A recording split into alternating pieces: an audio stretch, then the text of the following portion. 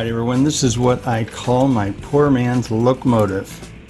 I have a total of $2.22 invested in it. It's sometimes nice to be able to fix something up yourself. So I wanted to show you what I did with this. I picked up the chassis for $2 at a train show. And it looks like this might have been just dummy trucks. And there's probably just weights here, and the person fitted a motor in there and put in the drive linkage. So I decided to snatch it up while I could. At the front end here is rounded, which would work good for my streamlined locomotive shells. I wanted the shell to fit securely, but the problem I ran into is it was so loose. So what I did was I took this is a V-groove styrene. I'm not sure if we can see, there you can see the lines in it there. And I used it simply because I could use it to make sure it was straight on the chassis. So I think if you look closely, the side is down just a hair. But anyway, I then took a piece of thin styrene rod, glued that on there, and shaved it so it would fit into this notch here. And the one thing I found is even when I made that set in there, the shell had too much rocking action. So then I took some styrene L brackets and I shaved it down so I just had like a small lip or a shelf for the shell to fit on. So I take it and go to place it on there, and you can hear it pop, that it snapped into place on both sides. And with my little tabs here, the shell stays pretty solid on there. The only problem is it's too light.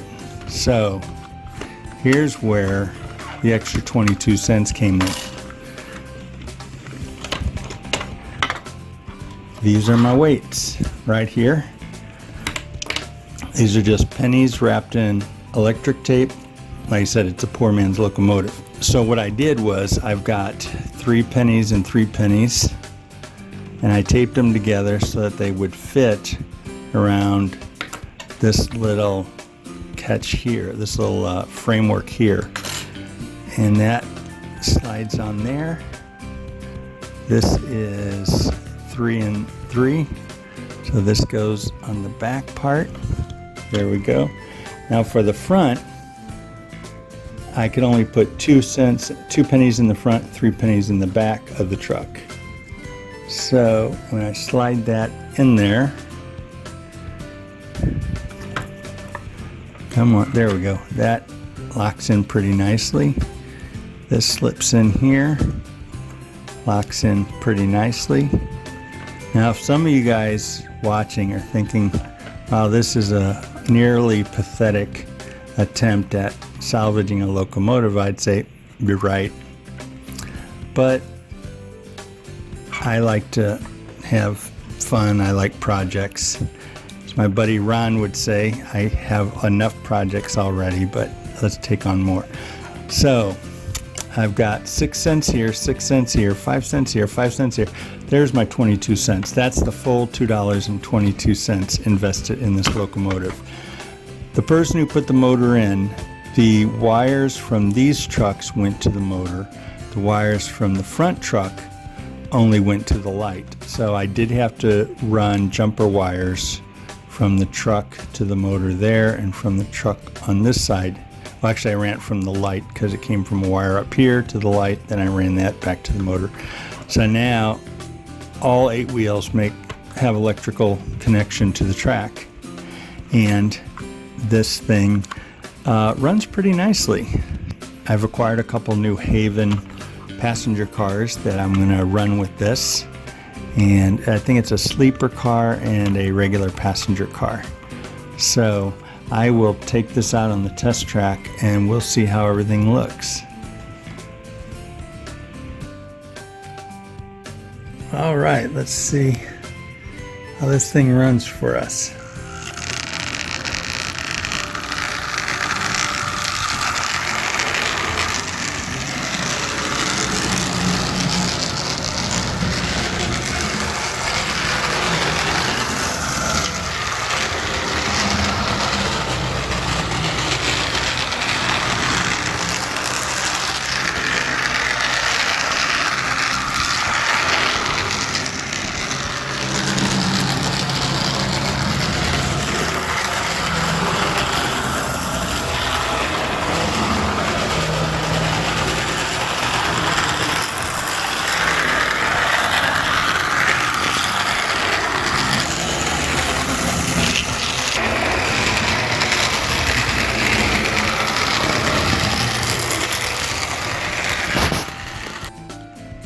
So I'm back at the table because I decided that my New Haven needed a dummy unit.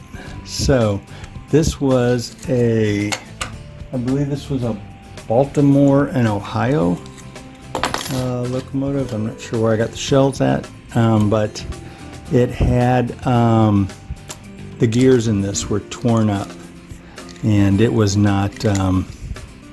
It would run. It had a really loud clicking noise. This is a pancake motor. Inside there's like about 5 gears, and the 2 drive gears were cracked. So with 2 cracked drive gears that go to each set pair of wheels here, it was pretty noisy. So I decided to make a dummy unit of it and took all the guts out of this pancake motor, because I can use those parts to help rebuild some of my other trains. And I took, it looks like there's 1, 2, 3, 1, 2, looks like there's 3 or 4 metal plates here for weights. I took there was about 4 or 5 I took off, and then I created these little shims for the screws and help hold the weights. This is actually square tubular styrene. So using the square tubular styrene, I could put the screw in, use the same length screws for installing it and holding it in place. And I'm going to hook this up to the other locomotive, and we're going to test run the 2 of them together. I just want to turn on some power to see if I can get the light going. So we see the light. Let's bring that back to the dummy unit. There we go, we got a connection. Let's go forward.